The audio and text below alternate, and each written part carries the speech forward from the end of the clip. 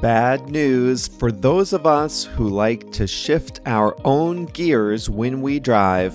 The manual transmission is becoming ever harder to find in the US and Canada.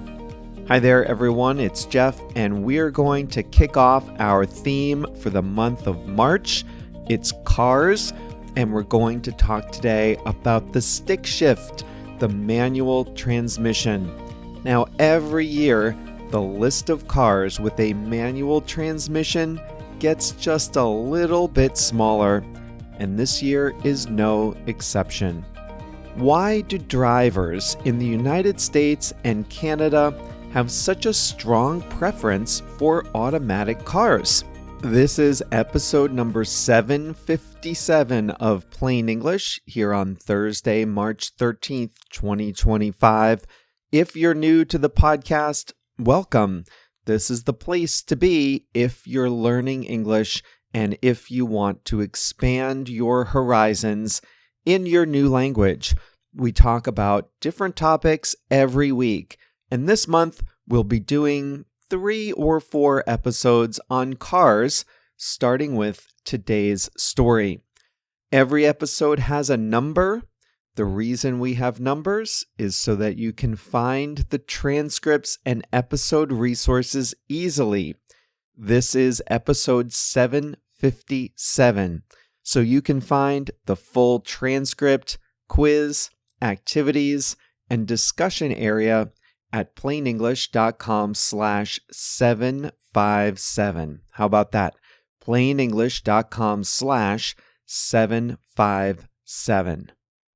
Before we start today's story, I'd just like to remind you that the podcast is just one part of how we can help you upgrade your English skills.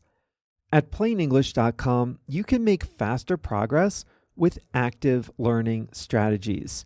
You can take quizzes, do activities, listen to the fast version of the audio, watch video workshops, practice what you learn, and even join a live call with JR and me. It's all about helping you build your skills to become a better, more confident English speaker. Sound good? Go to plainenglish.com to start your free 14-day trial today. Now, let's jump into today's story.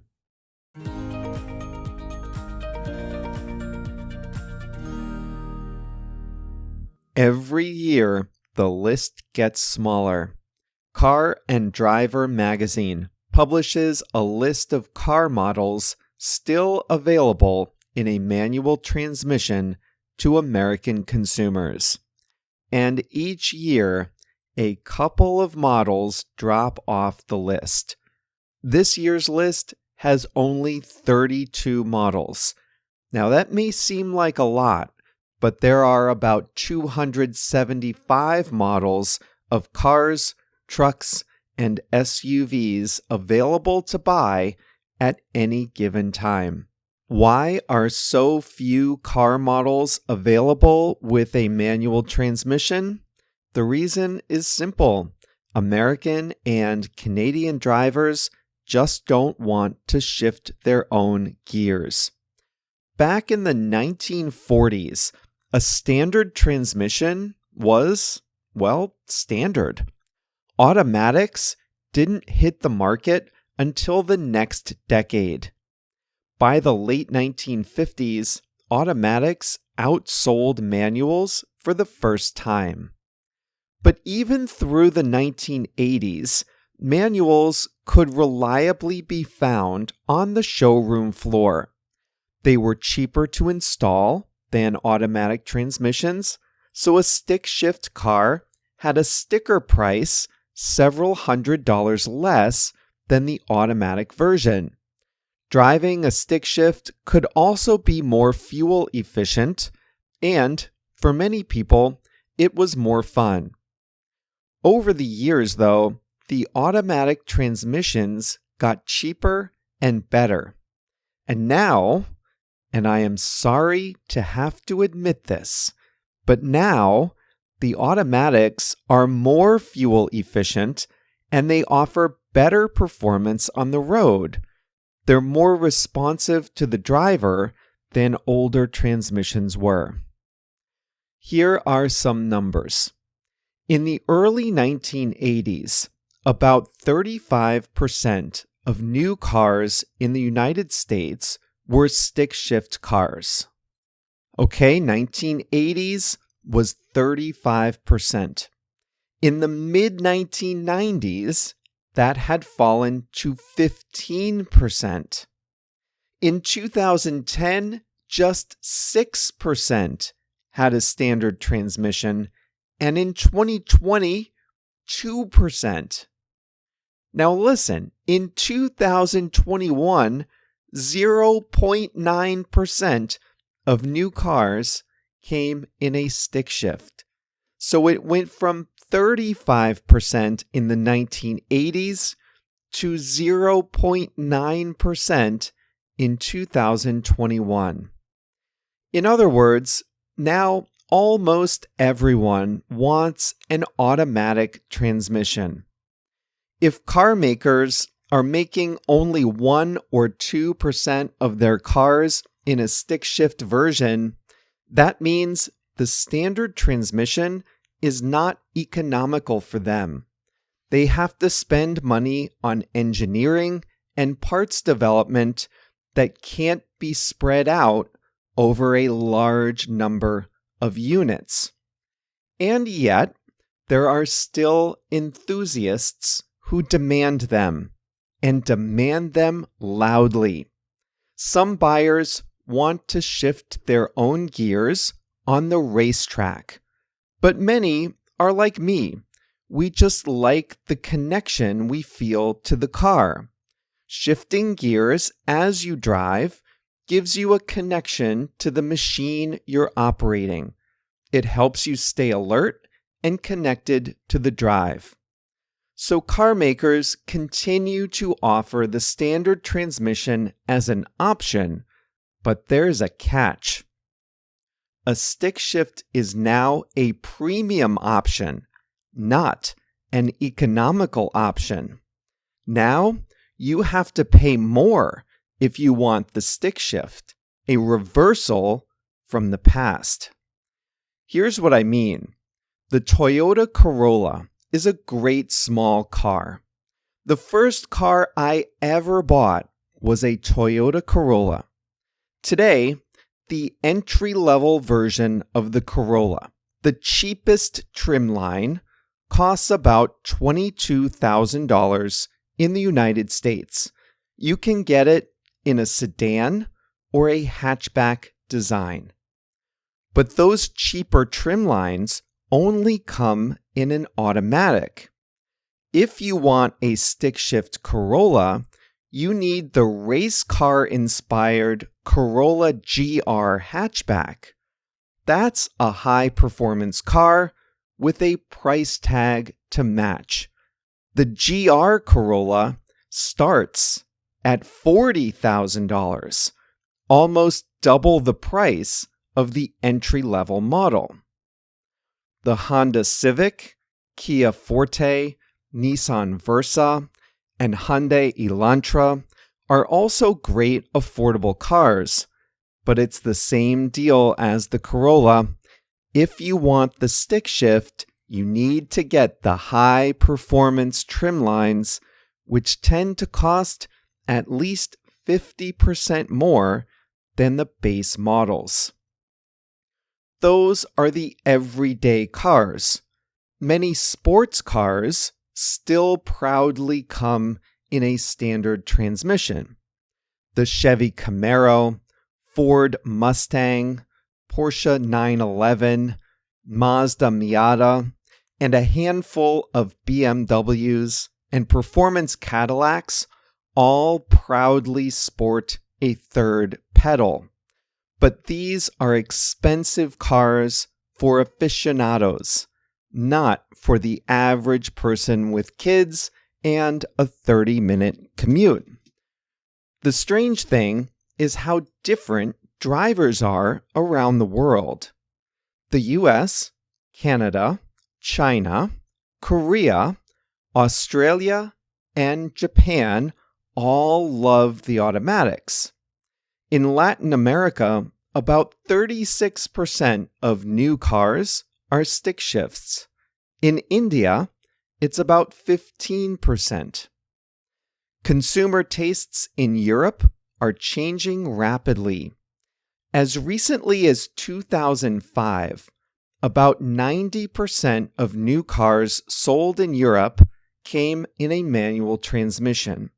So just 20 years ago, 9 out of every 10 cars bought in Europe was a stick shift. But today, that number has fallen to just 32%. Now, just under a third of new cars have a manual transmission. That's still a whole lot more than the 1 or 2% in the US, but it looks like the stick shift is fading fast in Europe too.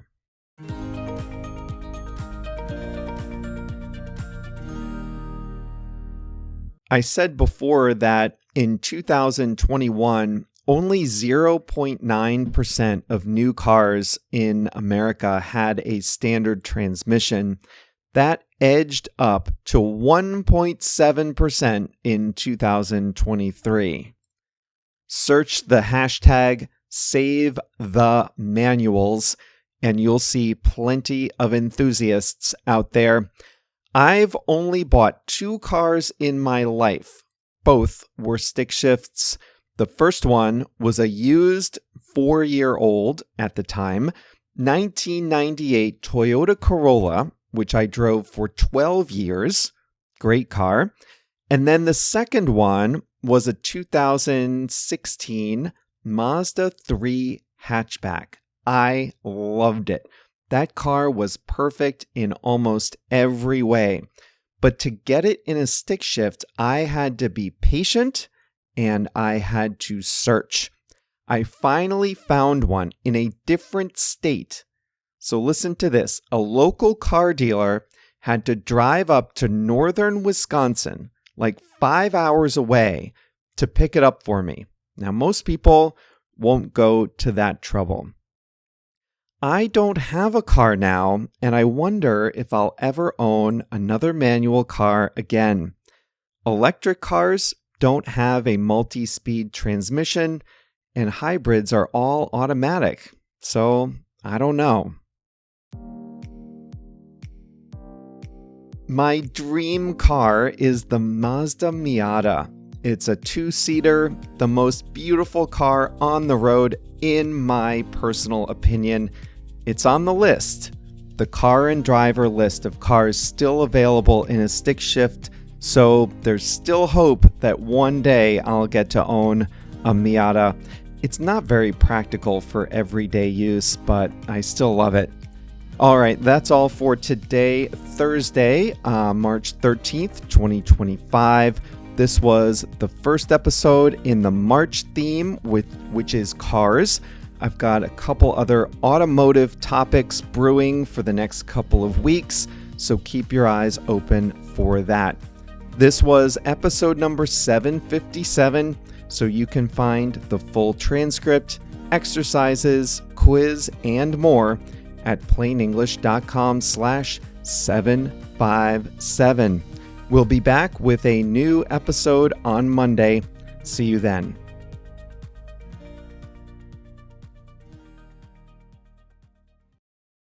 Listen up. If you speak Spanish, Portuguese, Chinese, German, French, Italian, Japanese, Polish, or Turkish. One of the most frustrating things about listening and reading in a second language is being confused by unfamiliar words or phrases. When you listen to plain English, or when you read the transcript, you probably encounter some words you don't know. When that happens, you have a few options. You can stop the audio, go look up the definition, then return to the episode, find your place, and press play again, but that's exhausting. Or you can just skip it and be confused. That's no fun either. But what if you could see the translation of the word into your language instantly without having to stop the audio, without having to look anything up? Well, you can at PlainEnglish.com. For each episode, we translate about 100 words and phrases from English to 9 languages: Spanish, Portuguese, Chinese, German, French, Italian, Japanese, Polish, and Turkish. And we highlight those words in blue. All you have to do is hover your mouse over the highlighted word and you'll see the translation instantly. It works great on mobile too. It really makes listening a lot more satisfying, and it's a great way to expand your vocabulary in English. The best way to see these translations is to sign up for a free 14-day trial at PlainEnglish.com. During your trial, you can read as many transcripts as you like, all with the translations into your language. So sign up for your free trial today at PlainEnglish.com.